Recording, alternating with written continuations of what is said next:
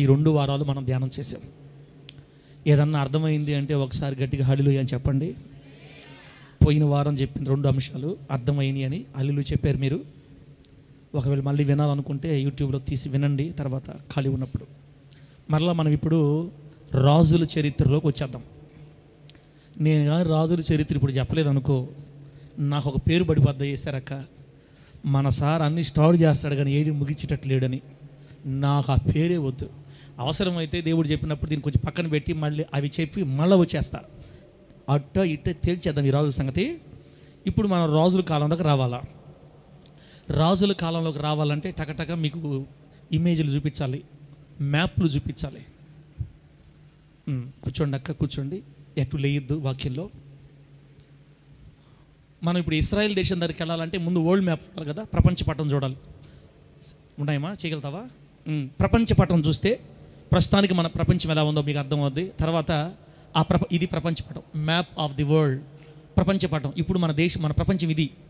మన భారతదేశం ఎక్కడుంది మీకు తెలుసు, ఇండియా అక్కడ మనం ఉన్నప్పుడు.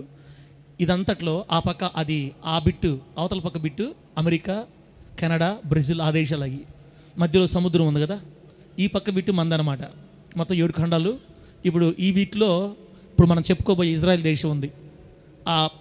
ఈ యువతల పక్క ఉన్నటువంటి బిట్టులో మధ్యలో ఉన్నదాన్ని మిడిల్ ఈస్ట్ కంట్రీస్ అంటారు. అది పెట్టుకోం ఒకసారి. మిడిల్ ఈస్ట్ ఇదిగో ఇవి చూడండి, ఇవి మధ్య ప్రాచ్య దేశాలు అంటారు. పాకిస్తాన్ కానీ స్టార్టింగ్ అనమాట. Afghanistan, Iran, Iraq, Saudi Arabia, Egypt అని ముస్లిం కంట్రీస్ అంతా. ఈ సంబంధించినటువంటి ఈ మిడిల్ ఈస్ట్లో కూడా మధ్యలో ఉంది ఇజ్రాయెల్ దేశం. ఆ మధ్యలో ఆ చీలికి వచ్చిన దగ్గర ఇజ్రాయెల్ దేశం ఉంది.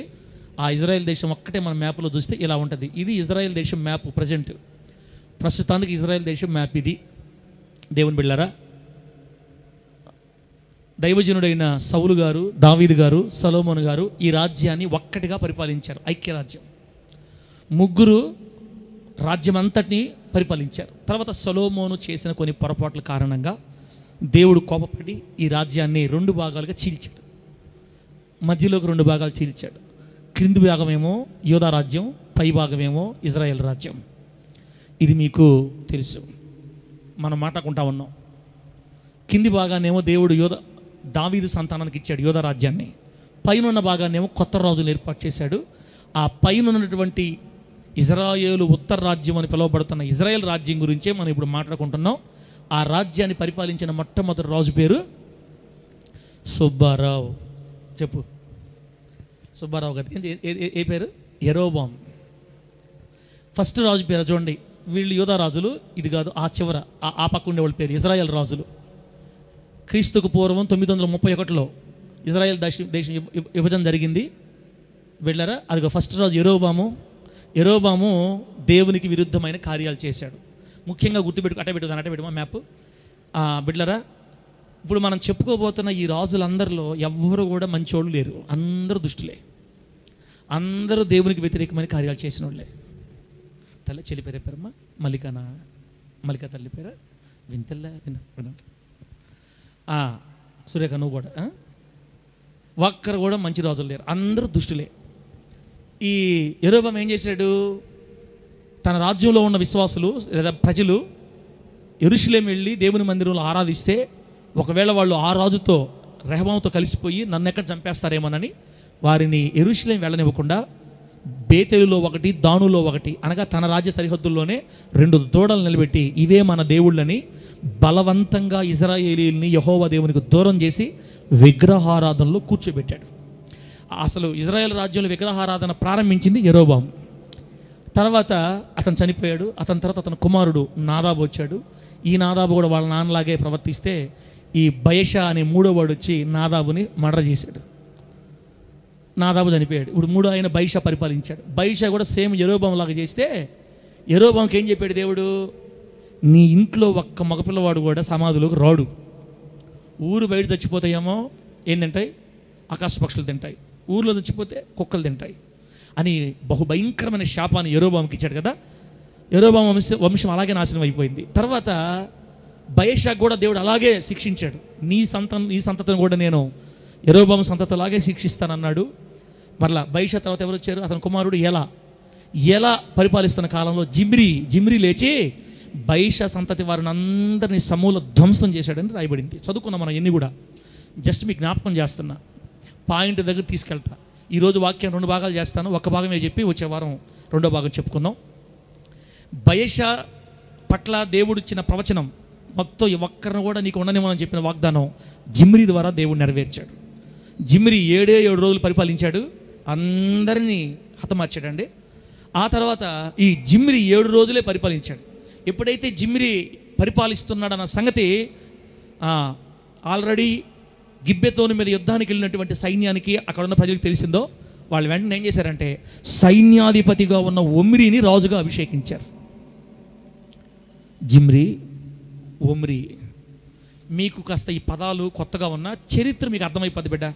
ఈ వాక్యాలు మీరు శ్రద్ధగా విన్నారంటే సమూయేలు మొదటి గ్రంథం, రాజులు దినవృత్తాంతం ఇవన్నీ మీకు పూర్తి అవగాహన వచ్చేస్తుంది ఇంకా బైబిల్ మీద. కాబట్టి వినండి, కొంచెం కొత్తగా ఉన్నా కూడా మీకు అర్థమయ్యేటట్టు చెప్పడానికి నేను ప్రయత్నం చేస్తా, మీ భాషలోకి కన్వర్ట్ చేసి చెప్తా. అర్థమైందమ్మా? సమజే చెప్పండి. మీకు అర్థమవుతుంది అనుకుంటున్నాను నేను. ఒకసారి అందరు గట్టిగా హల్లెలూయా చెప్తారా? చెప్పండి గట్టిగా, హల్లెలూయా. పోయినసారి లాస్ట్లో మనం రాజుల వర్తమానాల్లో లాస్ట్ విన్న వర్తమానం ఏంటంటే జిమ్రీ వలె ఆత్మహత్య చేసుకున్న వాళ్ళు కూడా నరకానికి పోతారా పరలోకం పోతారా అని మన వాక్యం. ఆత్మహత్య చేసుకున్న వాళ్ళు నరకానికి వెళ్తారా జిమ్రీ లాగా? అక్కడ దాకా చెప్పి పాపం పోయినసారి. జిమ్రీ ఎందుకు ఆత్మహత్య చేసుకున్నాడంటే జిమ్రీ రాజు అవ్వటం ఇజ్రాయిల్లో చాలామందికి ఇష్టం లేదు. జిమ్రీ రాజుగా ఉండటం వాళ్ళకి ఇష్టం లేదు. అందుకని ఏం చేశారంటే ఆల్రెడీ యుద్ధంలో సైన్యాధిపతిగా ఉన్న ఒమ్రీని యుద్ధరంగంలోనే రాజుగా అభిషేకించేశారు. ఎప్పుడైతే ఒమ్రీని రాజుగా చేశారో ఇప్పుడు ఒమ్రీ ఏమనుకుంటా తెలుసా, వాడు రాజుగా ఉంటే నేను ఎక్కువ కాలం ఉండలేను కాబట్టి ముందు ఈ ఫిలిస్తీన్తో యుద్ధం ఆపి వాడి సంగతి చూస్తానని వెంటనే సైన్యం తీసుకొని గిబ్బెతోని వదిలిపెట్టి జిమ్రీ కాపురం ఉన్న తిర్సా పట్టణాన్ని అనగా రాజధానిని ముట్టడి వేశారు. రాజధాని రౌండ్ వేశారు అతను చంపాలని. ఎప్పుడైతే జిమ్రీకి ఒమ్రీ వచ్చేసాడు సైన్యం తీసుకొని నన్ను లేపేయడానికి వచ్చాడని అర్థమైందో, ఇక ఎంత ప్రయత్నం చేసినా నాకంటే ఒమ్రీ బలవంతుడు. బిడ్డలారా, జిమ్రీ ఏమో యుద్ధములో వాడే రథముల మీద అధిపతి. జిమ్రీ దేని మీద అధిపతి? రథాల మీద అధిపతి అని పోయినసారి మనం చెప్పుకున్నాంలే. ఒమ్రీ ఎవరో తెలుసా? సైన్యమంత్రికి అధిపతి. రథాలకే కాదు, సైన్యమంత్రికి అధిపతి. అంటే జిమ్రీ ఒమ్రీ దగ్గర పనివాడు. జిమ్రీ యజమానుడు ఒమ్రీ. సార్ మీరు ఊరికి జిమ్రీ ఒమ్రీ అంటే మాకేం అర్థం కావట్లా, సేమల బాగినట్టుంది. మరి నన్నేం చేయమంటారు? బైబుల్లో ఆ పేర్లు ఉన్నాయి అంతే. సేమల పాముల బాగినట్టు నాకు సంబంధం లే. జిమ్రీ, ఒమ్రీ, టుమ్రీ అది లేదులే మా అనకోబాకండి. మళ్ళా జిమ్రీ ఒమ్రీ దాకే ఉంది. ఒమ్రీ వచ్చి ఎప్పుడైతే పట్టణాన్ని ముట్టడించాడో భయం వచ్చేసింది. ఇక లాస్ట్కి ఏం చేయలేక తాను నగరంలోకి వెళ్ళిపోయి ఇంట్లోకి వెళ్ళిపోయి ఇంటికి నిప్పు పెట్టుకొని ఇంటిలో తన వారితో పాటు తన నగరంతో పాటు కాల్చుకొని చచ్చిపోయాడు. ఆత్మహత్య. ఈ ఆత్మహత్య చేసుకున్న వాళ్ళు పరలోకం వెళతారా అని పోయినసారి మనం నేర్చుకున్నాం. లాస్ట్ మీకు ఏమర్థమైంది? ఆత్మహత్య చేసుకొని చచ్చిపోయినా, యాక్సిడెంట్లో చచ్చిపోయినా, ఇంకా చిన్న వయసులోనే భయంకరమైన రోగం వచ్చి చచ్చిపోయినా, ముఖ్యంగా మందు దాగి చచ్చిపోయినా, రైలు కింద పడి చనిపోయినా తట్టుకోలేక క్షణిక ఆవేశాలకు లోనైపోయి దేవుని నమ్ముకున్న బిడ్డలు కూడా ఒకవేళ పొరపాటు నిర్ణయాలు తీసుకొని తాగో ఊరేసుకోనో ట్రైన్ కింద పడో లేకపోతే పాయిజన్ ఏ రకంగా ఆత్మహత్య చేసుకొని చనిపోతే పొరపాటును కూడా వారు పరలోకానికి పోరు నరకానికి పోతారు అని కాదు, కానీ వారు యేసునందు విశ్వాసం ఉంచిన కారణము చేత, వారు ప్రభువుని దేవుడిగా అంగీకరించిన కారణం చేత చిన్న పొరపాట్లు జరిగినా ఆత్మహత్య చనిపోయిన వాడు కూడా పరలోకమే వెళ్తారు అని మనం పోయినసారి వాక్యంలో నేర్చుకున్నాం. దేవునికి స్తోత్రం కలుగును గాక. దీనికి బలమైన ఉదాహరణ ఏంటంటే యోహాను సువార్త 3:16 ఏముంది అక్కడ? దేవుడు లోకముని ఎంతో ప్రేమించాను. ఎంత ప్రేమించాడంటే తన అద్వితీయ కుమారునిగా పుట్టిన వాని యందు, అంటే యేసుక్రీస్తునందు విశ్వాసముంచే ప్రతివాడు, యేసుక్రీస్తునందు విశ్వాసముంచిన ప్రతివాడు అంటే ఇప్పుడు మనందరం విశ్వసించామా లేదా? మీరు యేసు ప్రభుని నమ్మకుండా ఇక్కడ దాకా వచ్చి కూర్చున్నారా? మనమందరం యేసుని విశ్వసించాం, మనందరం ప్రభుని విశ్వసించాం, మనందరం ప్రభుని తెలుసుకున్నాం, మనందరం క్రైస్తులమే. యేసునందు విశ్వాసం ఉంచి బాప్తిసం పొంది సంఘంలో చేర్చబడి ఉన్న నీవు ఆయన్ని విశ్వసించావు కాబట్టి నశించిపోకుండా నిత్య జీవం పొందునట్లు. మనం ఎవరు నశించిపోకుండా నిత్య జీవం పొందాలని యేసుక్రీస్తు వారిని మన కోసం భూమి మీదకి పంపించి ఆయన బలి చేశాడు దేవుడు. కాబట్టి యేసునందు విశ్వాసం ఉంచిన ఎవరైనా చిన్న చిన్న పొరపాట్లుంటే తీర్పు జరగద్ది. కానీ యేసుని తెలుసుకున్న ఎవరిని కూడా నరకానికి పంపించడం దేవునికి ఇష్టం లేదు. కాబట్టి ఆవేశంలో కొన్ని నిర్ణయాలు తీసుకొని చనిపోయిన దేవుని బిడ్డలు ఎవరైనా ఉంటే వాళ్ళందరూ ఇప్పుడు పరలోకంలో ఉంటారని నమ్మితే గట్టిగా హల్లెలూయా చెప్పండి. మీకు నచ్చిందని ఆ మాట, నచ్చకపోయిన ఇబ్బంది లేదులే. ఆత్మహత్య చేసుకుని చచ్చిపోయిన వాళ్ళు ఖచ్చితంగా అందరూ కాదు, యేసును ఎరిగి భక్తిపరులుగా జీవించిన వాళ్ళు ఆవేశంతో ఒకవేళ పొరపాటున ఆత్మహత్య చేసుకుంటే వాళ్ళు ఖచ్చితంగా పరలోకానికే పోతారు, నరకానికి పోరు. సిలువలో కుడివైపున ఉన్న దొంగ మంచోడా చెడ్డోడా చచ్చిపోయేదాకా? మర్యాదగా సమాధానం చెప్పండి కమలక్కనక్క. సిలువలో ఉన్న దొంగ మంచోడా చెడ్డోడా? చెడ్డవాడు. ఎంత చెడ్డాడు? మర్డరిస్టు, దొంగ, దోచుకునేవాడు. ఒకే ఒక్క మాట, ప్రభువా నీ రాజ్యంతో కూడా నువ్వు వచ్చినప్పుడు నన్ను ఏం చేసుకో, జ్ఞాపకం చేసుకో. అంటే పశ్చాత్తాపడ్డాడు అనమాట. లాస్ట్ మినిట్లో చనిపోయే ముందు పశ్చాత్తాపడుతున్నాడు. ఎలాగో చచ్చిపోతాం ప్రభువా, బోధకుడా నీ గురించి నేను చాలా విన్నాను, నువ్వు మరలా వస్తావంట కదా, నువ్వు వచ్చినప్పుడు నన్ను జ్ఞాపకం చేసుకోయ్యా. ఆ మాట ఆ వ్యక్తి జీవితం అంతా చెడ్డగా బతికినా లాస్ట్ మినిట్లో తీసుకెళ్ళిపోయాడు దేవుడు పరలోకానికి. అంటే నేనేమంటానంటే ఎలా చనిపోయామని కాదక్క, పరలోకానికి ఒక మనిషి పోతాడా లేదా అని నిర్ధారించేది ఏంటంటే మనం యేసును నమ్ముకున్నామా లేదా, మనం బాప్తిసం పొందామా లేదా, మనం రక్షించబడ్డామా లేదా, మనం యేసులో విశ్వాసం ఉంచామా లేదా. రక్షణ మాత్రమే నిర్ణయిస్తుంది పరలోకాన్ని నరకాన్ని. ఆత్మహత్య, పురుగు మందులు ఈ కాదు. అట్టని ఎవరికి కూడా నేను సర్టిఫికేట్ లైసెన్స్లు ఇట్లా ఎట్టైనా చచ్చిపోయిన నుంచి అని. దేవుని బిడ్డలు ఆత్మహత్యలు చేసుకోకూడదు. ఎందుకు? ఈ దేహము దేవుని వలన మీకు అనుగ్రహించబడింది. ఇంక మళ్ళీ వదిలి ఆ వాక్యం వద్దు, మళ్ళీ మీరు దాన్ని వినండి, మీకు అన్ని విషయాలు అర్థమవుతాయి. కావాలంటే ఈ దేహం దేవుడిచ్చిన శరీరం, మనకు మంద కాదు ఇది, దీని మీద మనకు హక్కు లేదు. ఒకవేళ పొరపాటున ఎవరైనా చనిపోతే ఇప్పుడు అందరూ పరలోకంలో ఉన్నారు.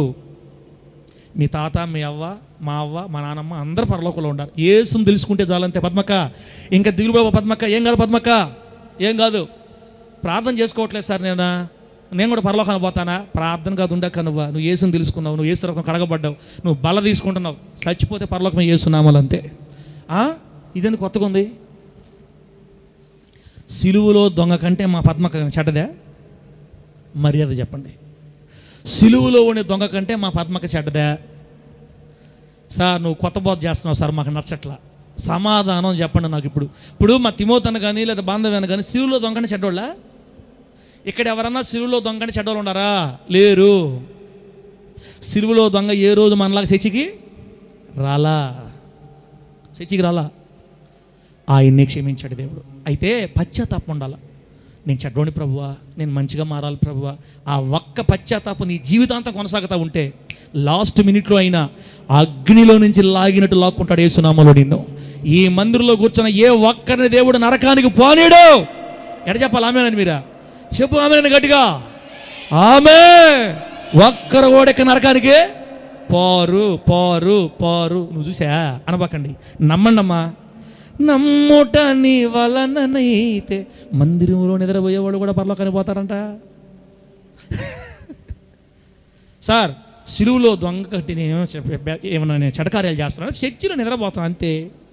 అంతేనమ్మా, నేను చెప్తున్నానమ్మా, సిలువులో కాదు చర్చిలో నిద్రపోయినా కూడా నువ్వు పరలోకం పోతావమ్మా, ఇబ్బంది లేదమ్మా నీకు. వాక్యలు రండి పెట్టలేరా, వాక్యలు రండి. అక్క ధైర్యం తెచ్చుకో. నువ్వు ప్రార్థన చేయట్లేదని, చిన్న చిన్న పొరపాట్లు ఉన్నాయని. పొరపాట్లే లెక్కే. కాకపోతే కిరీటాలు తగ్గిపోతాయి, మెప్పు ఉండదు, ఘనత ఉండదు పరలోకంలో. ఒక మూల మా మామయ్య చెప్పినట్టు చెట్లకు నీళ్ళు పెట్టి ఉద్యోగం ఇస్తాడు వాళ్ళకి. అంతేగాని నరకానికి మాత్రం పొరపాటున పంపిడు. దేవునికి స్తోత్రం కలుగును గాక. ఎక్కడి నుంచి వచ్చి ఆడకొచ్చామన్నా? ఒమ్మిరి దగ్గర నుంచి పరలోకంకి వచ్చాము. ఇప్పుడు ఒమ్మిరి వచ్చాడో లేదో ఆత్మహత్య చచ్చిపోయాడు, ఇప్పుడు ఒమ్మిరి రాజు అయ్యాడు. ఇప్పుడు ఈరోజు మనం ఒమ్మిరి గురించి మాట్లాడుకోవాలి. ఒకసారి బైబిల్ వాక్యం తీయండి. రాజుల మొదటి గ్రంథం 16వ అధ్యాయం. రాజుల మొదటి గ్రంథం 16వ అధ్యాయం 15వ వచనం నుంచి చదువుదాం. 15వ వచనం నుంచి. బిడ్డలారా, యోధారాజైన ఆసా ఏలుబడిలో 27వ సంవత్సరమున జిమ్రీ తిర్సాలో 7 దినములు ఏలిన. ఇప్పుడు మన ఒమ్మిరి మన పాయింట్, కాకపోతే జిమ్రీ గురించి చదువుదాం. జిమ్రీ తిర్సాలో 7 దినములు ఏలెను. జనులు ఫిలిస్తీయుల సంబంధమైన గిబ్బెతోను మీదికి వచ్చి అక్కడ దిగి ఉండగా జిమ్రీ కుట్ర చేసి రాజును చంపించాను అను వార్త. ఇది చూడండి, ఒమ్రీ ఏమో ఫిలిస్తీయులతో యుద్ధంలో ఉన్నారు గిబ్బెతోను దగ్గర.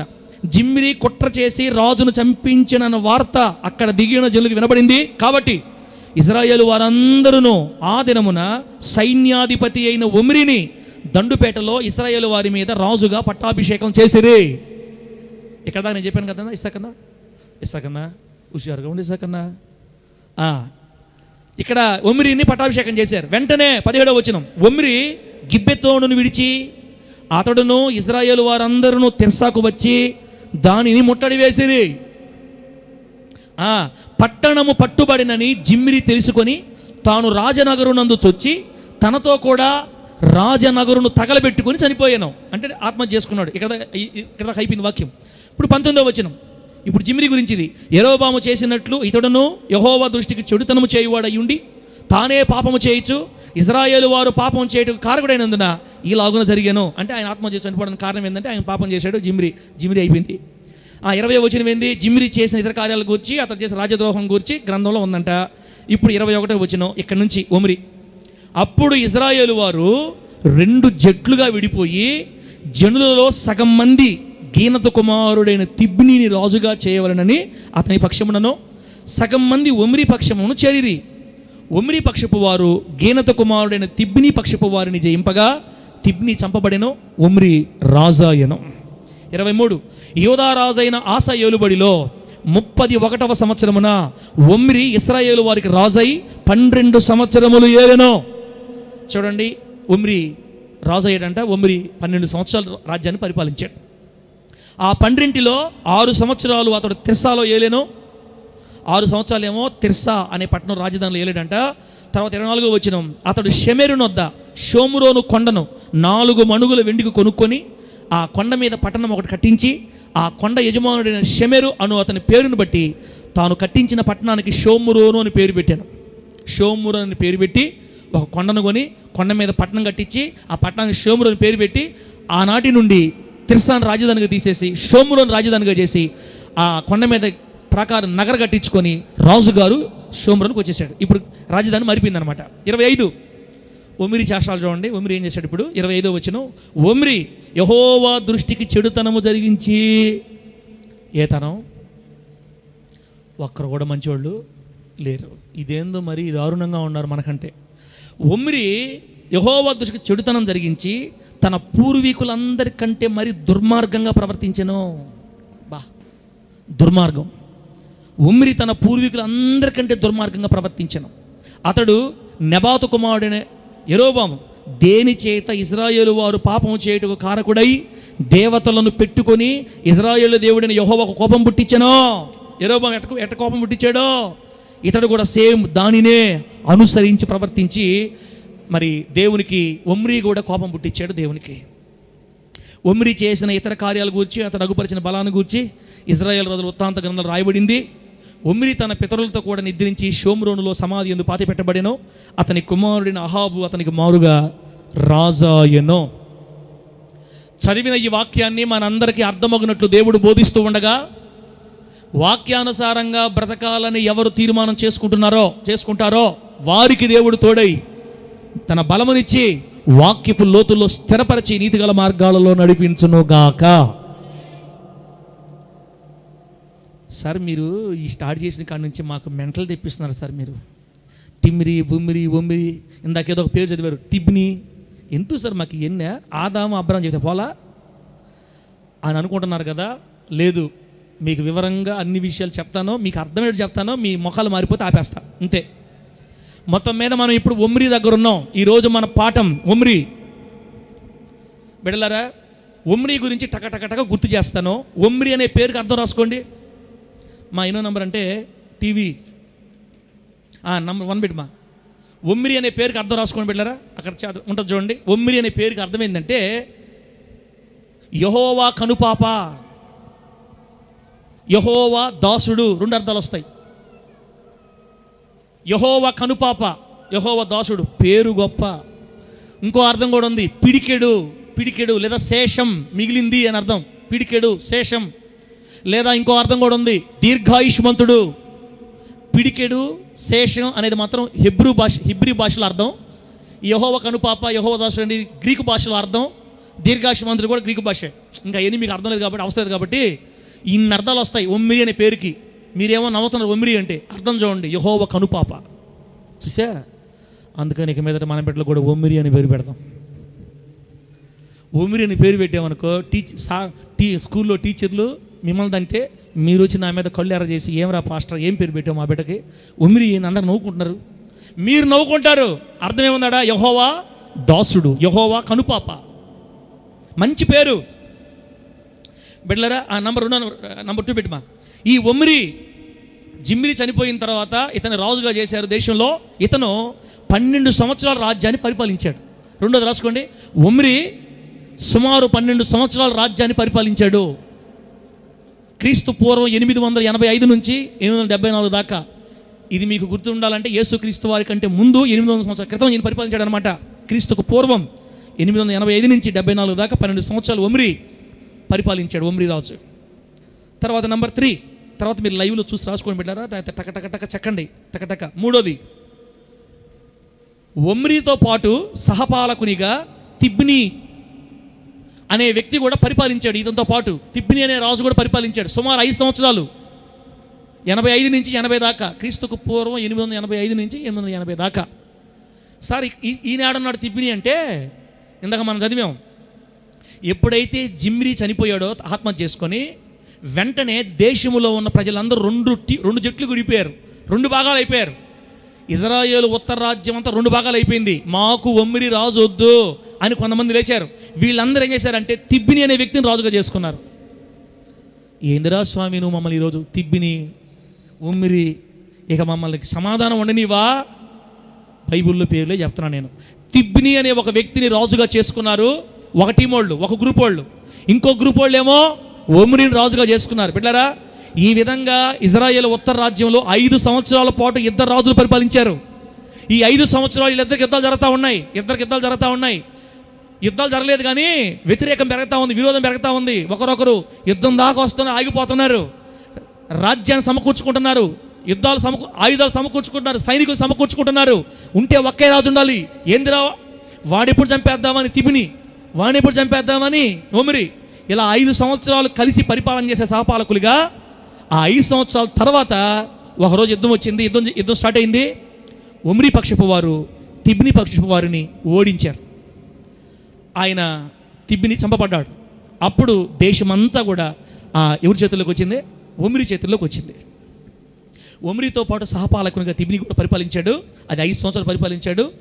బిడ్డలారా, 880లో అనగా 6 సంవత్సరాల తర్వాత మరి రాజ్యమంతా ఒమ్రి చేతుల్లోకి వచ్చేసింది. అప్పుడు మిగిలిన 6 సంవత్సరాలు ఒమ్రి రాజుగా పరిపాలించాడు. ఈ మొదటి 6 సంవత్సరాలు ఏమో తిర్సాలో పరిపాలించి, ఈ తిబ్నిని చంపిన తర్వాత ఒక కొండను చూశాడంట సమరయ పట్టణంలో. షెమెరు అనే వ్యక్తికి సంబంధించిన ఒక కొండను చూసి, ఈ కొండను కొనుక్కొని కొండ మీద నేను పట్టణం కట్టిస్తానని ఆ కొండ కొని, ఆ కొండ మీద పెద్ద పట్టణం కట్టించి, పట్టణం చుట్టూ ప్రాకారం కట్టించి, తిర్సా నుండి రాజధానిని షోమ్రోనికి మార్చి తాను కూడా వచ్చి షోమ్రోన్లో కాపురం ఉండటం స్టార్ట్ చేశాడు. బిడ్డలారా, ఒక విషయం గుర్తుపెట్టుకోండి, ఇజ్రాయేలు ఉత్తర రాజ్యంలో మొట్టమొదటి రాజధాని తిర్సా.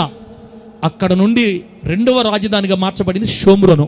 ఇక ఇక్కడి నుంచి షోమ్రోనే రాజధాని కొనసాగద్ది. ఇక మనం ఇక నుంచి ఏ రాజు గురించి విన్నా షోమ్రోను అనే పదం వినబడుతుంటుంది. ఈ విధంగా రాజధానిని మొట్టమొదటిగా కట్టి మార్చింది ఒమ్రి. ఇది మీరు గుర్తుపెట్టుకోండి. అర్థమైందా? ఇక్కడ దాకా మీకు అర్థమైందిలే. తర్వాత 4వ నంబర్ పెట్టుమా. ఈ ఒమ్రి పరిపాలన కాలంలోనే జిమ్రి చంపబడ్డాడు, తిబ్ని కూడా చంపబడ్డాడు. ఈ ఒమ్రి పరిపాలన కాలంలోనే జిమ్రి చంపబడ్డాడు, తిబ్ని, ఈ ఇద్దరు కూడా చంపబడ్డారనమాట. నెక్స్ట్ తర్వాత 5వది మీకు టకటగా చెప్పేసి వెళ్ళిపోతా బిడ్డారా, వివరిస్తా వెళ్ళిపోతాను. 5వ నంబర్ చూడమా. 5వ నంబర్ అలా మనం చదివింది. కొండను కొని, ఎవరో ఈ ఒమ్రి రాజు కొండను కొని ఆ కొండపై షోమ్రోను పట్టణం కట్టించి తిర్సా నుండి షోమ్రోనికి రాజధానిని మార్చాడు. అసలు రాజధానిని ఫస్ట్ మార్చింది ఈ ఒమ్రినే. ఇది కూడా మీకు అర్థమైపోయింది. 6వ సంగతి నెక్స్ట్ పెట్టుమా. 6వది ఏంది? ఒమ్రి. ఇతను కూడా సేమ్ తన పితరుడైన యెరోబాము లాగే విగ్రహారాధన అనుసరించి, బొమ్మలను అనుసరించి విగ్రహాలు పెట్టుకొని తాను చేసిన విగ్రహారాధన, తాను చేసిన పాపం తానే కాదు, ఆ ఇజ్రాయేల్ ఉత్తర రాజ్యం అంతా కూడా యెహోవా దేవుణ్ణి కాకుండా విగ్రహాలనే అనుసరించాలని రూల్ పెట్టి, ప్రార్థన చేస్తే వాళ్ళని చంపి, ప్రవక్తలు చంపి, దేశమంతటిని విగ్రహాలకు ఆలవాలయంగా మార్చేసిన వారిలో ఇతను కూడా ఒకడు. అందుచేత యెహోవాకు ఇతను కోపం పుట్టించాడు. ఒమ్రీ కూడా యెహోవా దేవునికి కోపం పుట్టించిన దుష్టుడైన రాజుగా మిగిలిపోయాడు. బిడ్డ, ఒక్కరు కూడా మంచోళ్ళు లేరు. ఏందో అసలు ఈ పరిస్థితులే బాగలేవు వాళ్ళవి. తర్వాత అంతేనా? రైట్, అంతే. ఆ తర్వాత ఇతను మరి ఒమ్రీ ఆ విధంగా దేవుని బాధ పెట్టి కొంతకాలానికి సహజ మరణం, ఎవరో చంపలేదు, ఇతను చనిపోయాడు. మొత్తం మీద 12 సంవత్సరాలు రాజుగా పరిపాలించి ఇతను చనిపోయాడు. ఆ తర్వాత ఇతను కుమారుడైనటువంటి వెళ్ళరా ఎవరు? ఒమ్రీ కుమారుడైన అహాబు నెక్స్ట్ రాజుగా అభిషేకించబడ్డాడు. ఆ అహాబు గురించి వచ్చే వారం మనం దేవుని చిత్తం అయితే తర్వాత వారాల్లో మనం ధ్యానం చేద్దాం. బిళ్ళారా, ఇప్పుడు అయితే మనం ఇంతదాకా చెప్పారు కదా పాస్టర్ గారు, మరి ఇప్పుడు ఏమి నేర్చుకోవాలి ఈ వాక్యంలో నుంచి? ఒమ్రీ చరిత్ర మాకు అర్థమైపోయింది, జిమ్రీ అర్థమైంది, మరి యెరోబాము అర్థమైంది. అందరూ ఒకటే, వస్తారు, విగ్రహారాధన చేస్తారు, దేవుడు కోపం పుట్టిస్తారు, వాడు చీని బోడస్తాడు, వాడు బోడస్తాడు, పోయాడు. జిమ్రీ విషయంలో ఆత్మహత్య చేసుకున్నా కూడా పరలోకానికే పోతారు, కానీ చేసుకోకూడదు అని తెలిసిందయ్యా. మరి ఒమ్రీ గురించి ఏమి నేర్చుకోవాలి పాస్టర్ గారు? ఏం నేర్చుకోవాలి? ఏం తీసుకొచ్చావు మాకు ఈరోజు అంటే బిడ్డలారా, ఆ వచనం చదివిన తర్వాత మీకు చెప్తా. ఈ ఒమ్రీ ఎప్పుడైతే సైన్యంలో ఉన్నప్పుడే రాజుగా అభిషేకించారో, ఈ ఒమ్రీ మనసులో వచ్చిన మొట్టమొదటి ఆలోచన తెలుసా? నేను రాజుగా ఉండాలంటే ఇంకొకడు ఇప్పుడు రాజుగా ఉండటానికి వీలు లేదు. నేను వెంటనే ఏం చేయాలంటే జిమ్రీని చంపేయాల. ఇప్పుడు ప్రస్తుతంగా అక్కడ వాడు జిమ్రీ రాజు అయి ఉన్నాడు, ఇక్కడ నన్ను వీళ్ళు రాజుగా చేశారు. ఇద్దరు ఉండకూడదు, ఒకటే ఉండాలి. నాకు వ్యతిరేకంగా లేచిన జిమ్రీని నేను చంపాలని వెంటనే సైన్యం తీసుకొని తిర్సాకు బయలుదేరి తిర్సాను ముట్టడి వేశాడు. అతనే భయపడిపోయి అతను ఆత్మహత్య చేసి చనిపోయాడు. ఇప్పుడు ఒక్క రాజు అయ్యాడు కదా. ఇప్పుడు నేనేమంటానంటే, ఒక క్రైస్తవుడు, ఒక దేవుని బిడ్డ భక్తి చేస్తున్నప్పుడు ఈ భక్తి జీవితంలో దేవునికి ఇష్టము లేని ఒక పాపం మన జీవితంలో ఎక్కడో ఒక దగ్గర పొడజొప్పద్ది. బాగా వినండి. ఇప్పుడు మన పాయింట్కి వస్తున్నాం. ఈరోజు ఒమ్రీ ద్వారా మనం ఏమి నేర్చుకోవాలన్న విషయాన్ని దేవుడు మనకు నేర్పిస్తున్నాడు. ఒమ్రీ తనకు వ్యతిరేకంగా ఉన్నవాడిని బతకనివ్వకూడదు, తనకు కీడు చేసేవాడిని బతకనివ్వకూడదు, రాజ్యాన్ని తన చేతుల్లోంచి లాక్కుని ఇంకొక రాజు బతకూడదని వెంటనే వెళ్ళి ముట్టడి వేసి చంపేశాడు అతనే. సేమ్ క్రైస్తవులైన నీవు నేను, దేవుని బిడ్డలైన నీవు నేను కూడా పరలోకానికి మనల్ని వెళ్ళనివ్వకుండా ఆటంకపరిచే పాపపు బీజం నీ జీవితంలో ఏది పడినా వెంటనే నువ్వు పరిగెత్తుకుంటూ వెళ్ళి ఆ పాపం ఉన్న చోటును ముట్టడించి ఆ పాపాన్ని దేవుని సహాయంతో చంపి నువ్వు దేవుని శక్తిని, అభిషేకాన్ని కాపాడుకోవడానికి సిద్ధపడాలి. దేవునికి స్తోత్రం కలుగును గాక. గట్టి చెప్పండి హల్లెలూయా. మీకేం అర్థం కాలేదని నాకు అర్థమైంది. నేనుండేది మీకు అర్థం చెప్పడానికి. ఉదాహరణకి, క్రైస్తవుడు పరలోకానికి వెళ్ళనివ్వకుండా మనల్ని ఆటంకపరిచే ఏ పాపానైనా ముట్టడించాలా, ముట్టడి వేయాలా. ముట్టడి వేయటం అంటే అర్థం ఏంటంటే, ముందు ముట్టడి వేయడం చెప్తా. ముట్టడి వేయడం అంటే అర్థం ఏంటంటే, ఇప్పుడు మనము నెల్లూరుని జయించాలనుకున్నాం అనుకోండి, నెల్లూరుని జయించాలి అనుకున్నాం అనుకోండి, ఈ నెల్లూరు అవుట్స్కట్స్లో, నెల్లూరు ఊరు బయట సైన్యాన్ని మోహరిస్తాం. చుట్టూ ఏం మోహరిస్తాం? వెలసను ఏం మోహరిస్తాం? సైన్యాన్ని మోహరిస్తాం. మన సైన్యం మొత్తం చుట్టూ. ఊర్లో నుంచి ఒకడు బయటికి పోలేడు, బయటోడు ఊర్లోకి రాలేడు. ఇప్పుడు ఊర్లోకి ఎవరు రానికపోతే నీళ్ళట, ఆహారం ఎట? ఇప్పుడు ఉదయాన్నే మనం కూరగాయలు కొనుక్కుంటున్నాం. ఎక్కడి నుంచి వస్తాయి కూరగాయలు? నెల్లూరులో పండించుకుంటాం ఒక మనమా? కాదు.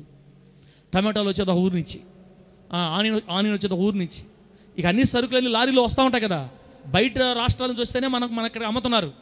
మనం కానీ ముట్టడే వేసి చుట్టూ రౌండ్ వేసి ఎవరిని లోపలికి రానికుండా బయట చేసామనుకో, 3 రోజులకి ప్లేట్లు పట్టుకుంటారు అందరు. ఇక్కడ అమ్మ మీ ఇంట్లో బియ్యం ఉంటే ఇండమ్మా, అయ్యా కారం అయ్యా, పసుపు అయ్యా, పచ్చిమిరపకాయలు ఉన్నాయా, అయిపోయాక మా ఇంట్లో కూడా ఏంది శత్రువు బాంచలేదంట బయటికి.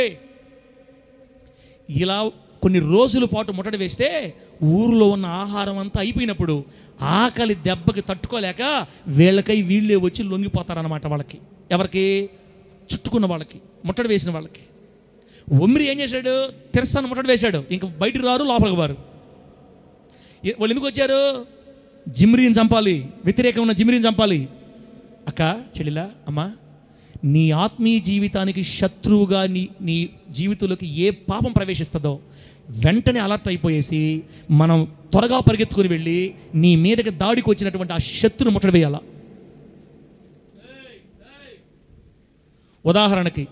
ఉదాహరణకి ఇస్రాయేల్ పాస్టర్ జీవితంలోకి సినిమా చోటు చేసుకుని కొత్త సినిమా వచ్చి చేరిందనమాట. సినిమా పిచ్చి కాబట్టి అప్పుడు నాకు చెప్తాను, నన్ను తీసుకుంటున్నా. కొత్త సినిమా వచ్చింది, నాకు సినిమా పిచ్చి ఒకప్పుడు, ఇప్పుడు లేదులే. అయినా అప్పుడప్పుడు నేను చిన్నగా ఎవరు చూడట్లేదులే అని నవ్వుతున్నాడు జ్యోతిరాజు. ఎవరు చూడట్లేదులే అని ఫోన్లో కొత్త సినిమా చూసేసాను నేను. ఇప్పుడు నా జీవితాన్ని ఏది దాడి చేసింది? నా శత్రువు ఎవరు? ఇప్పుడు సినిమా. సాతాను గాడు సినిమా ద్వారా నన్ను టార్గెట్ చేశాడు. ఇప్పుడు వెంటనే నేనేం చేయాలి తెలుసా? ఆడేం వాక్యం చేద్దాం, ఇది కాదు, ఇవన్నీ పక్కన పెట్టి పరిగెత్తుకుంటా ప్రభు పాదాల దగ్గరికి వెళ్ళి ఈ సినిమాని నేను ఎలా జయించాలి, ఇక మీదట మరలా నేను చూడకూడదు ప్రభువా అని ఏం చేయాలంటే సినిమాని నేను ముట్టడించాలా. అంటే ముట్టడించడం అంటే అర్థమేంటో తెలుసా? ఎన్ని రకాలుగా నా దగ్గరికి సినిమా వస్తుందో ఆ దారులన్నీ నేను మూసేయాలా. అంటే నేను ఫోన్ ఎక్కువసేపు వాడకూడదు, యూట్యూబ్లో ఎక్కువసేపు ఉండకూడదు, బయటకు వచ్చేయాలా, ఫేస్బుక్లో ఎక్కువసేపు ఉండకూడదు. ఏం చేయాలి? ఎక్కడెక్కడ నా మీద సినిమా దాడి చేస్తుందో అక్కడక్కడ నేను గట్టిగా నిర్ణయం తీసుకోవాలా. నేను తీసుకున్నంత మాత్రాన్ని నేను నిలబడలేనులే. అందుకని నేను ప్రభు దగ్గరికి వెళ్ళి సహాయం అడగాల. అయ్యా, ఈ ఫోన్ మీద నాకు చేయగలగట్లేదు అయ్యా, తండ్రి కొత్త సినిమా అయిపోయింది నాయన, ఏం చేద్దాం, పడిపోయింది తండ్రి. ఎవరికి తెలియకుండా బుక్ చేసుకున్నా. జస్ట్ సెకండ్ షోకి టోపీ పెట్టుకొని మాస్క్ ఒకటి వేసుకొని దుప్పటి కప్పుకొని పోయి వచ్చాను ప్రభువా. ఏం చేయమంటావు ప్రభువా? అలా పాస్టర్ సినిమాలు బాగుంటే ఇన్ని కష్టాలు పడాలా? ఏమో నాకు తెలీదు, పడతారేమో. మీరంటే ధైర్యంగా పోతారులే, మాలాంటి ఎడపోవాలా? ప్రభువా నా వల్ల కావట్లేదు ప్రభువా, కానీ దీని మీద నాకు జయం కలగాల అని ఏం చేయాలంటే ఏ పాపం మన మీద దాడి చేసిందో దాని విషయంలో ప్రత్యేక శ్రద్ధ తీసుకొని దేవుని పాదాల దగ్గరికి వెళ్ళి ఇంకెప్పుడు చేయకుండానట్టు నాకు సహాయం చేయ ప్రభు అని కన్నీళ్లతో దేవుని పాదాలు పట్టుకొని దీని నుంచి విడిపించయ్యా అని గోజాడాలి దేవుడి దగ్గర. దీని అంతటిని ఏమంటారంటే ముట్టడి వేయటం. నీ మీదకి వచ్చిన పాపాన్ని గురించి వెంటనే రియాక్ట్ అయిపోవడం, వెంటనే శ్రద్ధ తీసుకొని దీని నుంచి విడుదల కావాలి ప్రభు నాకని గొప్ప తీర్మానంతో సహాయం కొరకు దేవుని దగ్గరికి వెళితే నీ ఆసక్తిని, నీ కన్నిటిని చూసిన దేవుడు మరలా సినిమా జోలికి వెళ్లకుండా నీకు శక్తిని దేవుడు ప్రసాదిస్తాడు. గట్టి చెప్పండి హల్లెలూయా. ఒక మాట రాసుకోబెట్టా, నీ అంతట నీవుగా పాపాన్ని జయించలేవు. ఆంద్రయ్య, నీ అంతట నీవుగా పాపాన్ని జయించలేవు. ఏమన్నా మనంతట మనంగా ఎవరన్నా దమ్మునులు ఉంటే చేతులు పైకెత్త నాకు చూపించండి ఒకసారి. నేను ఏ పాపం కూడా నాలో లేకుండా నా అంతట నేనుగా పవిత్రంగా అరన్నా నువ్వేమన్నా ఉంటావా? అరన్నా ఏందని ఎంత ఘోరం చెప్తున్నానువా? అవును, దేవుని దగ్గర నుంచి కృప దొరకకపోతే ఏ పాపంలో కూడా పడకుండా పరిశుద్ధంగా బ్రతకటం ఒక మనిషికి సాధ్యము కాదు. నీతిమంతుడు లేడు, వాక్యమన్నా చెప్పండి. నీతిమంతుడు లేడు, అదేంది అది? నీతిమంతులు మనమంతా నీతిమంతులం కాదా? మనం ఎలా నీతిమంతులు అయ్యాం? యేసు రక్తంలో కడగబడ్డాం కాబట్టి నీతిమంతులు అయ్యాం. యేసునందు విశ్వాసం ఉంచాం కాబట్టి నీతిమంతులు అయ్యాం. క్రియల మూలంగా గట్టిగా నిలబడే నీతిమంతులు కాలా? నీ సంగతి సైతం కూడా బాగా తెలుసు. నేను ఎక్కడ కొడితే నువ్వు పడిపోతావు తెలుసు బిడ్డ. నేనేం చెప్పాలనుకుంటానంటే, చచ్చిపోయిందాక నిన్ను ముఠా మేస్త్రి వదలడు, ఇశ్రాయేల్ పాషను కూడా వదలడు, ఎవరిని వదలడు వాడు. అంతే. వాడి ధ్యేయం ఏంటో తెలుసా? ఇక్కడ కూర్చొని ఎవరిని పరలోకం పోనీకూడదు. ఇక్కడ కూర్చున్న నీవు నేను పరలోకం బాగూడదు అనుకుంటే వాడు 1-2 సార్లు సినిమా చూపించేంత మాత్రాన మనల్ని ఆపలేడు పరలోకాన్ని బానికుండా. నువ్వు చచ్చిపోయేదాకా నువ్వు సినిమాలు చూస్తానే ఉండాలా, అది వాడి ప్లాను. అందుకోసం వాడు రోజు ప్రయత్నం చేస్తూ ఉంటాడు, నిన్ను వాక్యం దగ్గర రానికుండా చేయాలా, చచ్చిపోయిందాకా. ఆదివారం మందిరం దూరం చేసేయాలా, నీలో పరిశుద్ధత బీజం కూడా ఉండనీయకూడదు, నేను లోకానికి అటాచ్ చేసేయాలి, సాతాను కోరికలతో శరీర ఇచ్చలతో నింపబడిపోవాలి, దేవుడు అంటే నీకు విసుగు రావాలి. వాడి ప్రాజెక్ట్ చాలా పెద్దది బిడ్డ. ఒక్క సినిమా చూసిందాక నీకేం కాదు, నీకు జీవితాంతం సినిమాల మీద పిచ్చు చేయాలా. దేవుడు అంటే బోరు చేయాలా. యేసయ్య అంటే బోరు, సంఘం అంటే బోరు, ఆదివారం అంటే బోరు, సినిమాలు లోకం అంటే ఇంట్రెస్ట్. అది వాడు సాధించాలంటే 1-2 రోజులతో కాదు, సంవత్సరంతో కాదు. నీ జీవితాన్ని వాడు చేతిలో తీసుకొని ఒక్కొక్కటి అలవాటు చేసి లాస్ట్కి వాడు సాధించేది ఏంటంటే నీకు దేవుడు అంటే ఇంట్రెస్ట్ లేకుండా చేస్తాడు, సంఘం అంటే ఇంట్రెస్ట్ లేకుండా చేస్తాడు, వాక్యం అంటే ఇంట్రెస్ట్ లేకుండా చేస్తాడు, అసలు మందిరం అంటే ఇంట్రెస్ట్ లేకుండా చేస్తాడు, దేవుడు అంటే పడకుండా కూడా చేస్తాడు పూర్తిగా. ఎప్పుడైతే నీకు దేవుడు అంటే పడకుండా అయిపోద్దో అప్పుడు పోతావు నరకానికి నువ్వంతే. నీకు యేసయ్య మీద ప్రేమ ఉన్నంత కాలం వాడు నిన్ను కదిలించలేడు. ఇంకా పచ్చిగా చెప్తుండా, నీకు యేసయ్య మీద ఇంకా నీకు ఇష్టం చచ్చిపోకుండా, నీకు దేవుడి మీద ఇష్టం చావలా, నా దేవుడు నా ప్రాణం, నా దేవుడు, అమ్మో నా దేవుడు అంటున్నావు నువ్వు, అయినా సినిమాలు చూస్తున్నావు, జయించలేకపోతున్నావు. నీకు జయించాలని ఆశ ఉంది, నీ వల్ల కావట్లా, సీరియల్ నీ వల్ల కావట్లా, ఏదో ఒక్కొక్కటి. నాకు సినిమా కాబట్టి చెప్పానులేమా, మీకు తెలుసు, మీకు దేవుడు అంటే సత్యంత ప్రేమ, మందిరం అంటే ప్రేమ, సేవకులు అంటే ప్రేమ, కానీ ఒక్కటి జయించలేకపోతున్నారు. సైతాన్ గారి టార్గెట్ ఏంటంటే నిన్ను పూర్తిగా పక్క లాగేసేయాలా. దేవుడు అంటే ఇష్టం ఉండకూడదు, సంఘం అంటే ఇష్టం ఉండకూడదు, సేవకుడు అంటే ఇష్టం ఉండకూడదు, అసలు దేవుడు అంటేనే ఇష్టం ఉండకూడదు. ఆ స్థాయికి నేను తీసుకోపోతే అప్పుడు నరకానికి పోతావు నువ్వు. అంతేగాని దేవుణ్ణి ప్రేమించి, ప్రభువుని ప్రేమించి, క్రీస్తుని ప్రేమించి, సంఘాన్ని ప్రేమించి, సేవకులను ప్రేమించి, ఆయన అంటే ఇష్టం ఉండేవాళ్ళు పొరపాటును కూడా నరకానికి పోరు. ఎందుకో తెలుసా? నాకు చదివాం కదా, ఏంది? యేసుక్రీస్తునందు విశ్వాసం ఉంచి, ఏంటది? దేవుడు లోకాన్ని ఎంత ప్రేమించానో కాగా ఆయన తన అద్వితీయ కుమారుడుగా పుట్టినవాని విశ్వాసం ఉంచే ప్రతివాడు నశించిపోకుండా నిత్య జీవం పొందాలనే మనకు దేవుడు అనుగ్రహించబడ్డాడు. కాబట్టి మనందరం బాప్తిసం తీసుకున్నాం, మనందరం కడగబడ్డాం, పరిశుద్ధపరచబడ్డాం, బలలో చేతులు వేస్తున్నాం, కన్నీళ్ళు విడుస్తున్నాం, నన్ను క్షమించు ప్రభు అప్పుడు పెడుతున్నాం, అన్నీ క్షమించబడిపోతున్నాయి, నీ మీద ఏ పాపం నిలిచినట్లేదు. సైతాన్ గారి బాధ అంతా ఏంటంటే నిన్ను పూర్తిగా దేవునికి విరుద్ధం చేయాలని వాడు ప్లానింగ్, నిన్ను పూర్తిగా సంఘాన్ని దూరం చేయాలని వాడు ప్లానింగ్. నిన్ను టార్గెట్ చేసిన దేనికంటే పాపపు ఊబిలోనే ఇరుక్కుపోయి దేవుడు అంటే అసహ్యం కలిగేటట్టు చేయాలి.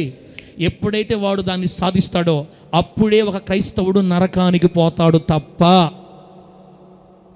చిన్న చిన్న బలహీనతల్లో పడి ఉన్నందుకు ఆ కారణాలను బట్టి దేవుడు మనల్ని నరకానికి పంపించడు. ఎందుకు ఇంత గట్టిగా చెప్తున్నానంటే, బిడ్డ, నరకం నువ్వు అనుకున్నంత, నేను అనుకున్నంత ఈజీగా ఉండదు. ఒక్క 2 నిమిషాలు గ్యాస్ మీద చేయి పెట్టు. దేవుడు 2 నిమిషాలు గ్యాస్ మీద చేయి పెడితే అందంగా తయారవుద్దా? ఎముకలు కనపడతాయి, లోపల మొత్తం ఎముకలు వస్తాయి, లాగితే ఊడిపోదు శరీరం అంతే. చిన్న భూమి మీద దేవుడు పెట్టిన చిన్న మూలకాలతో తయారు చేసిన గ్యాస్ ఆ మంటకే ఊడిపోతే అగ్ని గంధకములతో మండు గుండమని రాయబడింది బైబిల్లో. ఆ భయంకరమైన నరకంలోకి తాను ప్రేమించి కొనుక్కున్న నిన్ను నన్ను పంపించడాక దేవుడు పంపించడు. చాలా ప్రేమగా దేవుడు ఆయన. అట్లా కానీ మిమ్మల్ని నేను పాపంలో నిలుచుండమని నేను మిమ్మల్ని సపోర్ట్ చేయట్లేదు. తెలిసి కొందరు, తెలియక కొందరు, కుడి ఎడమలు ఎరగని స్థితిలో కొందరు పడి ఉన్నారు. మీ అందరితో దేవుడు ఏం మాట్లాడుతున్నాడంటే, ఈ రోజున బిడ్డ, తెలిసి జరిగిందో తెలియక జరిగింది, కానీ ఇప్పటికైనా నువ్వేం చేయాలి తెలుసా? నిన్ను ఏ పాపం పట్టి దేవుడు దూరం చేస్తుందో ఈ రోజు నుంచి నీ టార్గెట్ ఆ పాపం మీద పెట్టాలి యేసు నామములో.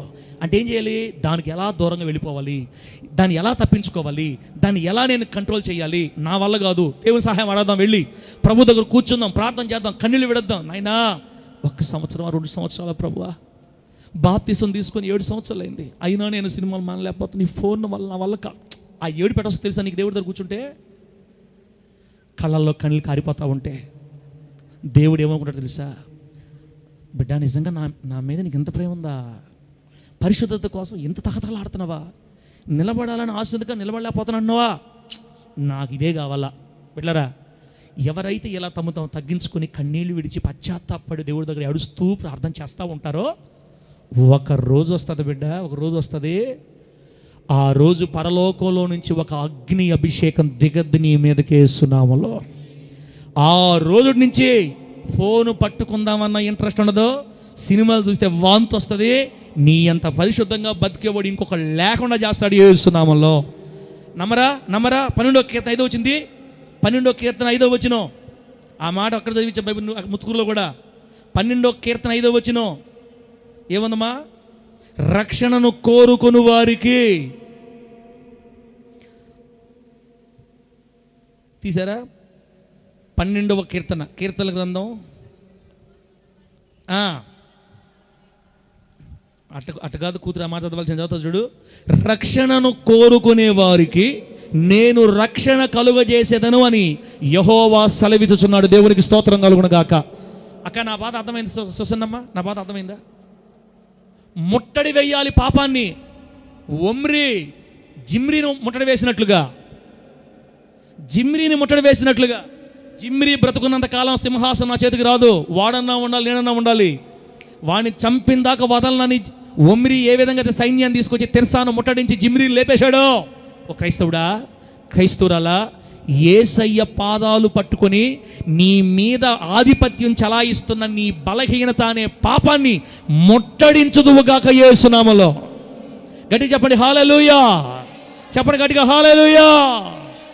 కొంతమంది ఏం చెప్తుంటారంటే, అయ్యా అన్న పలానా అన్న ఉన్నాడు కదా, అసలు ఆ అన్న ఆడవాళ్ళ వైపే చూడరు సార్, అసలు ఆడవాళ్ళ వైపే చూడరు, అసలు రోడ్లు పోయేటప్పుడు చూడడం, వచ్చేటప్పుడు అసలు ఏందో అన్న, అసలు ఆ బలహీనతే లేదు సార్, అసలు ఆ పిచ్చే లేదు సార్, ఆ విషయంలో మాత్రం ముత్యం సార్ అన్న. నోరు ముయ్యమ్మ నువ్వా. ముత్యమైంది ఆయన సొంత శక్తి వల్ల కాదు, దేవుడు ఆ తలాంతిని ఆ వ్యక్తికి ఇచ్చాడు కాబట్టి స్త్రీల వైపు ఆయన చూడట్లా. అంటే చూసేవాళ్ళందరూ దరిద్రులను కాదు దాని అర్థం.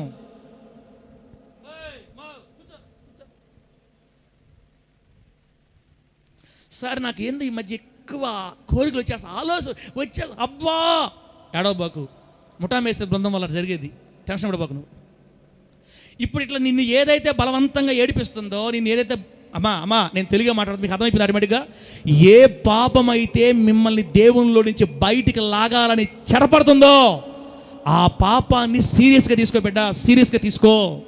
దాని గురించి నువ్వేం చేయాలంటే యేసయ్య పాదాల దగ్గరికి వచ్చి నన్ను రక్షించు ప్రభువా, నీ రక్షణ కావాలి ప్రభువా అని మొరపెడుతూ ఉంటే నేను రక్షణ కలుగజేస్తానని దేవుడు చెప్తున్నాడు. దేవునికి స్తోత్రం కలుగును గాక.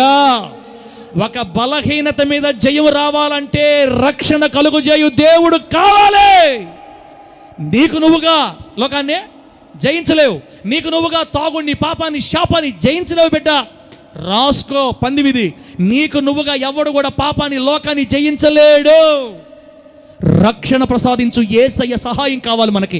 అందుకే మనం ఏం చేయాలంటే అసలు ముందు నేను ఏ పాపం చెరపట్టింది, నీ శత్రువు ఎవరు, ఏది నీ బలహీనత, ఏంది నీ బలహీనత, తాగుడా అయితే తాగుడు గురించి ప్రత్యేక శ్రద్ధ తీసుకుని రా దేవుడి దగ్గరికి కూర్చో, అడుగు దేవుణ్ణి, అడుగు రక్షణ కావాలి ప్రభువా. ఊర్లో ఉండే వాళ్ళంతా నన్ను చూస్తున్నారు ప్రభువా, నేను ఏం చెప్పాలి వాళ్ళకి, దేవుడు పెట్టాలంట తాగుతున్నా అంటున్నారు ప్రభు, నా వల్ల నేను ఏం చేయగలను ప్రభువా, ప్లీజ్ హెల్ప్ మీ. దేవా నాకు సహాయం చేయి, నన్ను విడిపించు ప్రభువా.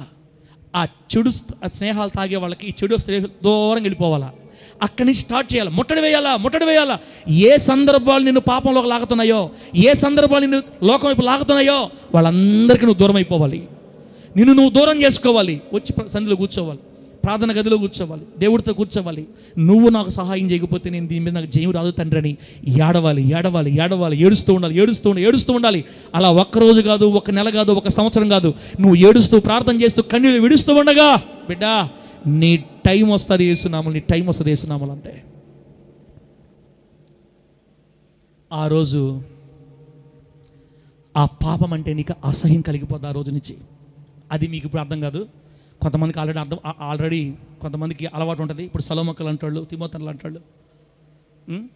సరేలే మీరేమనుకుంటే నా సంగతి చెప్తా. సినిమాలు పిచ్చి కదా నాక.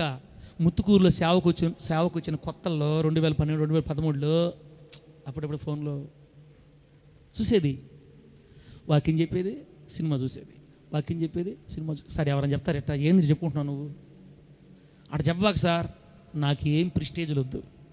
నేనేం చెప్తున్నానంటే చాలామంది కృంగిపోయినారు ఇక్కడ, నేను చేసేది పాపం, దేవుడు నన్ను క్షమిస్తాడా, ఈ శాపం, ఈ దరిద్రత నా పాపం వల్లే జరిగింది, నేను ఇంక పైకి లేలేను, నా జీవితం వింతే, దేవుడు నాకు హెల్ప్ చేయడు, పరిశుద్ధులకి ఆయన సహాయం చేస్తాడు, అలాంటి పాపులు చేస్తాడా అని మీరు చాలామంది ఇక్కడ కృంగిపోయి ఉన్నారు. అక్క ఎవడు కరెక్ట్గా ఉన్నాడక్క, మరి నువ్వు ఎంతకాలమైన దేవుళ్ళలోకి వచ్చి నాకు తెలియదు. ఆల్రెడీ కొంతకాలం ప్రభుత్వం నడిచేవాళ్ళు జయించేసి ఉంటారు, వాళ్ళు ప్రార్థన చేస్తూ ఉంటారు, ఏడుస్తూ ఉంటారు కాబట్టి దేవుడు ఒక జయం ఇచ్చి ఉంటాడు. కొత్తగా వచ్చిన వాళ్ళు ఎవరన్నా ఉంటే ఏనండి, మిమ్మల్ని మీ మీద ఏమంటారు దాన్ని, ఏ శత్రువు జిమ్రీ, నీ జీవితంలో జిమ్రీ ఎవరో, నిన్ను ఎవరు చంపాలని చూస్తున్నారు, నిన్ను ఎవరు దేవుని దూరంగా లాగాలని చూస్తున్నారు, ఆ పాపం ఏంటో గుర్తుపట్టి క్యాజువల్గా తీసుకోకుండా సీరియస్గా తీసుకొని, ప్రభువా ఈ పాపం మీద జయం కావాలంటే నువ్వు సహాయం చేయాలి కదా, నాకు సహాయం చేయి, నేనేం చేయాలి, దానికి దూరంగా జరగాలి. ఎంత ట్రై చేసినా నా వల్ల కావట్లేదు ప్రభువా, నన్ను లాగేస్తుంది ప్రభువా, ప్రార్థన చేయి, నువ్వు ప్రార్థన చేయి, రక్షణ కావాలా అడుగు, నన్ను అడుగు, నేను నీకు రక్షణ ప్రసాదిస్తా. బిడ్డలారా, టైం చెప్పను కానీ చాలా కాలం నేను దాంతో శోధించబడ్డాను. సమయం చెప్తే సిగ్గుపోద్ది, నేను చెప్పను. చాలా కాలం పాటు అప్పుడు ఇంకా ఒకటి, నాకు పిలుపు లేదు అంటూ ఉండేవాడిని. సేవ చేసేవాడిని, పిలుపు లేదు అంటుండేవాడిని. పాస్టర్ అమ్మవరే, నువ్వు పాస్టర్వా, ఇట్టుంటారా పాస్టర్లు, ఇంకేం సేవ చేస్తారా నువ్వు, ఈ బలహీనత నీకుంటే నోరు మొయ్యి, నాకు సేవ లేదు, నన్ను దేవుడు పిలవలా. కాబట్టి నేను అప్పుడప్పుడు చూసుకుంటూ ఉంటా. ఇలా ఎంతో కాలం నా జీవితంలో అపజయాలు బాట పెట్టారా. కానీ నేను ఏం చేసేవాడిని తెలుసా, ప్రార్థనలో కూర్చున్నప్పుడల్లా ఏడ్చేవాడిని, నన్ను ఎందుకు పిలిచావు ప్రభు సేవకు, నువ్వు ఇట్లాంటి దుర్మార్గుని కూడా పిలుచుకుంటావా, అక్కడ వాక్యం చెప్పొచ్చి ఇక్కడ సినిమా చూశాను ప్రభు, నేనేమి నీకు పనికొస్తాను ప్రభు, అసలు నన్ను ఎందుకు పిలిచావు, నాకు ఏదన్నా చిన్న పని ఇచ్చి ఉంటే నేను ఇప్పుడే వెళ్ళిపోతాను, నాకు వద్దు సేవ, నేను అర్హుని కాదు సేవకి, నేను మంచివాడిని కాదు తండ్రి అని ఏడుస్తూ ఉండేవాడిని. ఎలా జయించాలో తెలీదు, ఎవరు హెల్ప్ చేసేవాళ్ళు లేరు, పిచ్చి లాగుతూ ఉంది, నా వల్ల కాల. కొంతకాలం పాటు ఏడుపు బిడ్డలారా. ఒకరోజు వచ్చింది, ఆ టైం కూడా చెప్పను, ఒకరోజు వచ్చింది, ఎందుకో ఏమో తెలీదు, ఫోన్ పట్టుకో, ఆ సినిమా వైపు వెళ్ళాలంటే, అది చూడాలంటే ఇంట్రెస్ట్ లేదు, అసలు ఎక్కువ ప్రార్థన చేసుకోవాలనిపిస్తుంది, ఈ వాక్యం చదవాలనిపిస్తుంది, దేవుడితో గడపాలనిపిస్తుంది, అసలు ఆ ధ్యాసే లేకుండా అయిపోయింది. అది నేను సాధించింది కాదు, నా రక్షకుడు నాకు ఇచ్చిన గొప్ప ధన్యత. ఆమెన్ చెప్పండి, గట్టిగా చెప్పండి హల్లెలూయా. దాని మీద నాకు దేవుడు మనసు తీసేశాడు, నేను జయించలా, నేనేం తీర్మానాలు చేసి నిలబడి హల్లెలూయా హల్లెలూయా నేనేం చేయలా, నేను ఏడ్చా దేవుడి దగ్గర, నాకొద్దు నాయనా, సినిమాలు చూసేవాడిని నీ సేవకుడికి ఎందుకు వాడుకుంటావయ్యా, అసలు నేను దరిద్రుడినయ్యా, నేనంటే నీకు పనికొస్తాను, అసలు ఇట్లా నా ప్రార్థన అటువంటిది. మీ ఇద్దరు అట్లా మాట్లాడుకుంటాం ఇప్పుడు కూడా, ప్రభు నేను ఎట్నొచ్చాను నీకు అసలు ఈ షాడిస్టుడిని అనేది, అరే ఎట్ అనబాకరా అనేది ఆయన. సార్ ఏం మాట్లాడుతున్నారు మీరు, మా చెవిలో పూలు పెడతా అంటే నువ్వు దేవుడు అట్లా మాట్లాడుకుంటారట, అది మాట్లాడుకున్న ఒక అర్థం అవుతుంది, అందరికి అర్థం కాదు.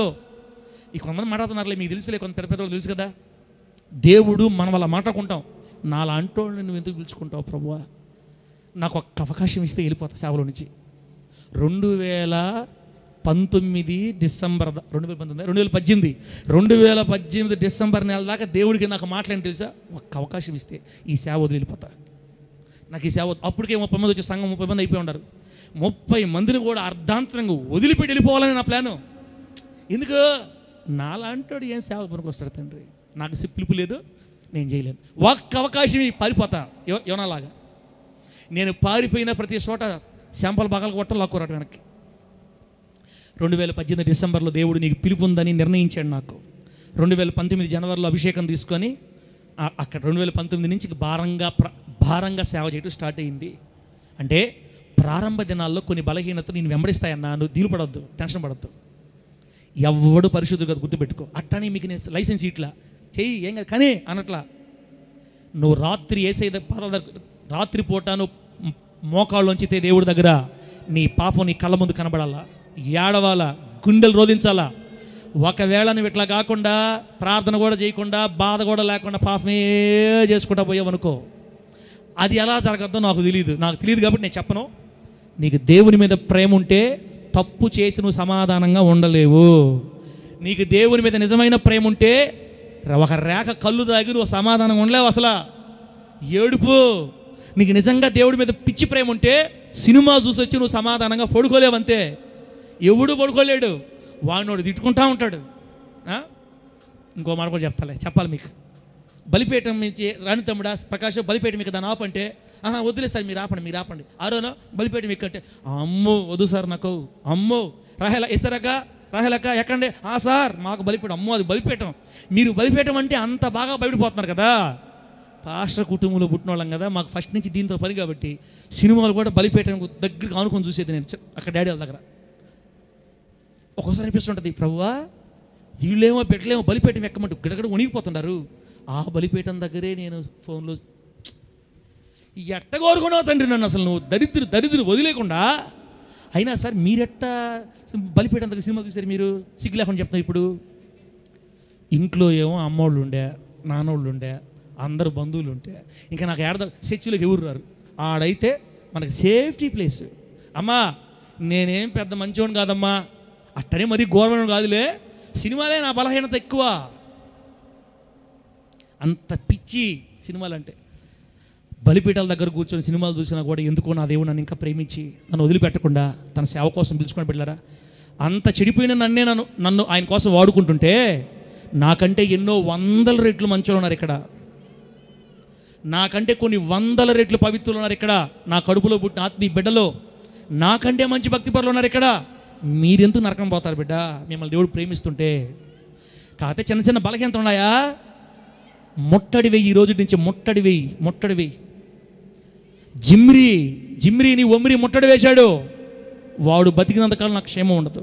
నీకు ఒకటే కోరిక, అయ్యా మా పాస్టర్ గారు చెప్పారు బలహీనతలు ఉంటాయని, నేను ఇంతకాలం దానిలో ఆడుస్తున్నాను తండ్రి, నాకు దీనివల్ల సమాధానం ఉండట్లేదు. నాకు ఇప్పుడు తెలిసిన విషయం, దీని మీద నాకు జయం కలగాలంటే ఇక నీవే నాకు జయం ఇవ్వాలి. రక్షణను కోరుకుంటున్నానయ్యా, నాకు రక్షణ కావాలని. ఏ పాపం నేను దేవుడి నుంచి దూరం చేస్తుందో దాని మీద కాన్సన్ట్రేట్ చేసి దాని మీద దృష్టి నిలిపి సీరియస్ తీసుకొని అవసరమైతే ఉపవాసం ఉండి కూడా నువ్వు ప్రార్థన చేస్తే అత్యంత త్వరగా దాని నుంచి నువ్వు పూర్తిగా విడుదల పొందుతావు యేసు నామములో. గట్టిగా చెప్పండి హల్లెలూయా. ఈ మధ్యకాలం ఒక తమ్ముడు నాకేం చెప్పాడు తెలుసా? ఏమనుకోబాకండి, ఇప్పుడే ఫస్ట్ సారి చెప్తాను, నేను చెప్పనులే. ఒక తమ్ముడు ఒక మాట చెప్పాడు నాకు, అన్న ఒకసారి నీకు చెప్పాను కదా అమ్మాయి నన్ను బాగా విసిగిస్తుంది, నువ్వుగా నన్ను పెళ్లి చేసుకోకపోతే కేసు పెడతాను నీ మీద అని చెప్పి నన్ను భయపెట్టేసిందన్నా, ఏమైపోద్దో నాకు అర్థం కాలేదా, నీకు చెప్పాను కదా అన్న, అప్పటి నుంచి నువ్వు చెప్పావు నాకు ప్రార్థన చేయమని, నేను ప్రార్థన చేశాను అన్న. ఏమైందో ఆ అమ్మాయే నా నంబర్ బ్లాక్ చేసేసిందన్న. ఏం చేసింది ఆ అమ్మాయి నా నంబర్ బ్లాక్ చేసేసి ఎవడకు కావాలరా నువ్వు అంటుందన్న. నన్ను ఇప్పుడు నా పంట మండిపోయిందన్న, ఇది కావాలని నేను కోరుకున్నానన్న. ఇప్పుడు నేను హ్యాపీగా మా అమ్మోళ్ళు చెప్పిన అమ్మాయిని పెళ్లి చేసుకోవచ్చు అన్న. చాలా థ్యాంక్స్ అన్న, నువ్వు కూడా నా గురించి ప్రార్థన చేసేవు. ఆ రూట్గా నువ్వు నాకు చెప్పకుండా ఉంటే నేను ఇబ్బంది పడి ఉండేవాడిని. ఇక్కడ కాదులే, మన బిడ్డ కాదులే, పక్క బిడ్డ. ఎవరో ఆ అమ్మాయి బాగా విసిగిస్తుందంట, వీడు ఫోన్ చేయకపోయినా ఆ అమ్మాయి ఫోన్ చేస్తుందంట, భయంకర మెసేజ్లు పెడుతుందంట, అవన్నీ సేవ్ చేసుకుంటుందంట. వీడు మాట్లాడిన 4 మాట సేవ్ చేసుకుంది. పోలీస్ స్టేషన్ వాళ్ళకి వచ్చి బాగా విలువైన ఫ్యామిలీ, వాళ్ళ నాన్న వాళ్ళకి ఇబ్బంది పడతారని బాగా టెన్షన్ పడిపోయాడు. ఏం చేయాలి అర్థం కాల. నేను ఒకటే మాట చెప్పాను, అది నీకు విడుదల కలగాలంటే నీ వల్ల కాదు, కానీ నువ్వు దేవుని పాదాలు పట్టుకో, ఎక్కువ ప్రార్థన చేయి, ఉపవాసం ఉండు, ప్రార్థన చేయి. ఆ అమ్మాయికి విరక్తి వచ్చేస్తుంది నీ మీద, అది దేవుడు చేస్తాడు. అది ఆ అమ్మాయికే కాదు, మనకు కూడా కొంతమంది మీద అట్లా మోజు ఉంటుంది. ఆ అమ్మాయి లేకపోతే బతకలేను సార్ నేను, ఆ అబ్బాయి లేకపోతే పాపళ్ళారా ఆ అబ్బాయి లేకపోతే అనిపిస్తుంటుంది. ఇవన్నీ దుర్మార్గతలోంచి విడుదల కలగాలంటే మనం ఏం చేయాలి? నేను జయిస్తా అనకూడదు. యెహోవా రక్షించువాడా, నీ రక్షణ కావాలని ప్రత్యేకంగా దాని గురించి ఏడవడానికి ఒకరోజు ప్రతిష్ఠించుకొని దేవుడి దగ్గర కూర్చొని ప్రార్థన చేసుకుంటే, నువ్వు దేవుని సహాయం అడుగుతూ ఉంటే ఒక టైం వస్తుంది, ఈ పాపపు కట్లు వాటంతటవే తెగిపోయి నువ్వు సంపూర్ణ విడుదల పొందుతావు. అది కేవలం దేవుడే చేస్తాడు యేసు నామములో. గట్టిగా చెప్పండి హల్లెలూయా. చెప్పండి గట్టిగా హల్లెలూయా. వ్యవసాయం ఏమైనా అర్థమైందా నేను చెప్పింది? జానపదాలు ఏమైనా అర్థమైందా? తుమ్నే క్యా బోల్ కతీతు బిడ్డలారా, అర్థమైంది అనుకుంటున్నా. అర్థమైంది. ఇప్పుడు దాకా నేనేం చెప్పాలా? ఒమ్రీ గురించి మనం చెప్పుకున్నాము. ఒమ్రీలో నుంచి ఏమి నేర్చుకోవాలంటే, ఒమ్రీ జిమ్రీని బ్రతకనివ్వకుండా ముట్టడి వేసి చంపేశాడు. సేమ్ అలాగే ఒమ్రీలాగా క్రైస్తవులమైన నీవు నేను మనల్ని దేవునికి దూరం చేస్తున్న పాపం ఏదో, నీ బలహీనత ఏదో గుర్తుపట్టి దాన్ని అలా వదిలేయకుండా, క్యాజువల్గా నెగ్లెక్ట్ చేయకుండా దాన్ని సీరియస్ తీసుకొని, ఏ పాపాన్ని నువ్వు దాసులు అయిపోయావో దాని నుంచి నువ్వు విడుదల పొంది స్వతంత్రుడు అవునట్లుగా, అవసరమైతే ఉపవాసం ఉండైనా ప్రతిరోజు క్రమం తప్పకుండా ప్రభు సన్నిధికి వెళ్ళి ఏడుస్తూ ప్రార్థన చేస్తూ ఉంటే నిశ్చయముగా జిమ్రీ ఏదో ఒక రోజు నీ జీవితంలో వాడంతట వాడే ఊరేసుకొని చచ్చిపోతాడు యేసు నామములో. ఆ పాపం అదంతటదే నిన్ను వదిలిపెట్టి వెళ్ళిపోద్దే, నువ్వు సంపూర్ణ స్వతంత్రుడు అవుతావు యేసు నామములో. అది ఇప్పుడు దాకా నేను చెప్పింది. దేవుని నామానికి మహిమ కలుగును గాక. గట్టిగా చెప్పండి హల్లెలూయా. చాలా టైం అయిపోయింది, 1 గంట అయిపోయింది ఆరను. కాబట్టి బిడ్డలారా, వచ్చే వారం మనల్ని ఏవేవి ముట్టడి వేస్తున్నాయి, ఒక్కొక్కరిని ఏ రకాల పాపాలు ముట్టడి వేస్తాయి, ఒక 4 రకాల పాపాలు రాసుకొని వచ్చాను. అది వచ్చే వారం మనం ధ్యానం చేద్దాం. బిడ్డలారా, ఇంతవరకు మీకు నేను ముగిస్తున్నాను. ఇప్పుడు మరలా ఇంకొకసారి అంశం పేరు చెప్పలేదా? సరే, అంశం పేరు నిజమేనమ్మా, రాసుకోండి. అంశం పేరు ఒమ్రి ముట్టడించిన పెట్టమైంది. అదిగో అది ఏందయ్యా సౌండ్లు చేస్తున్నారు? మా ఒమ్రి కదా, ఒమ్రి ముట్టడి వేసిన తిర్సా బహు ప్రమాదం. ఒమ్రి ముట్టడి వేసిన తిర్సా బహు ప్రమాదం. తిర్సాలో జిమ్రీ ఉన్నాడు కదా. ఒమ్రి ఏం చేశాడంటే ఈడు బతుకున్నందుకన్నా నాకు క్షేమం ఉండదని తిర్సాను ముట్టడి వేసి మనం లేపేశాడు. మన జీవితాల్లో కూడా జిమ్రీని కానీ తిర్సాను కానీ మనం వదిలిపెట్టేస్తే ఒకరోజు ఆ పాపమే మన జీవితాన్ని ముట్టడించి మనల్ని నాశనం చేసి పరలోకానికి పోనీయకుండా నరకాన్ని తీసుకెళ్ళి మన జీవితాన్ని తారుమారు చేస్తుంది. కాబట్టి తిర్సాలో ఉన్న జిమ్రీని మనం ఊరకనే వదలకూడదు, వాడిని టార్గెట్ చేయాలి.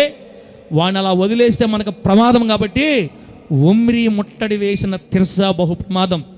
కాబట్టి మనం కూడా మన జీవితంలో ఏవేవైతే మనల్ని ముట్టడి వేస్తున్నాయో ఆ పాపాలని మనం వెంటనే ముట్టడి వేసి దేవుని సహాయం ద్వారా బయటపడి పరిశుద్ధతలో నిలబడులాగున దేవుడు మనల్ని నడిపించాలని కోరుకుందాం. ఈరోజు ఈ పూట నేను మీకు చెప్పేది ఏంటంటే, ఆ ఫోన్ సౌండ్ పెడతా, ఫోన్లో పెట్టు. ఇక మనం ప్రార్థన చేసుకుందాం బిడ్డలారా. ఈరోజు నేను మీకు చెప్పే చివరి మాట ఏంటంటే, నిన్ను ఏ జిమ్రీ ముట్టడి వేస్తున్నాడు? పెడు సౌండ్ బాగా. నిన్ను ఏ జిమ్రీ ముట్టడి వేస్తున్నాడు? అది కాదు నేను చెప్పింది తల్లి, నేను చెప్పింది అదేనా? నిన్ను ఏ జిమ్రీ ముట్టడి వేస్తున్నాడు? రాసుకున్న వాళ్ళకి బైబిల్ క్లోజ్ చేసుకోండి. ఇక నిన్ను ఏ జిమ్రీ ముట్టడి వేశాడు బిడ్డ? సినిమాలా, సీరియల్లా, బూతులా, యవనస్తుల పిల్లలు అయితే ఈ లవ్ అఫైర్సా, ఏ పిచ్చి ఏది నేను పట్టుకోంది? నేను జిమ్రీ ముట్టడి వేసాడక్క. జిమ్రీ నీ లోపల ఉన్నాడు ఆల్రెడీ. నీ ఆత్మీయ జీవితంలోకి జిమ్రీ వచ్చేసాడు. ఆ జిమ్రీని ఇప్పుడు నువ్వు ముట్టడి వేసి చంపేయాలి. చంపాలంటే నీ వల్ల కాదు, నీకు రక్షకుడు సహాయం కావాలి. ఆ రక్షకుని పాదాల దగ్గరికి వెళ్ళి మనం ఇప్పుడు మొరపెడదాం. దేవుడి మాటలు మనకు ఆశీర్వాదకరంగా మార్చి వర్ధలు చేయను గాక. కళ్ళు మూసుకొని ప్రార్థన చేసుకుందాం.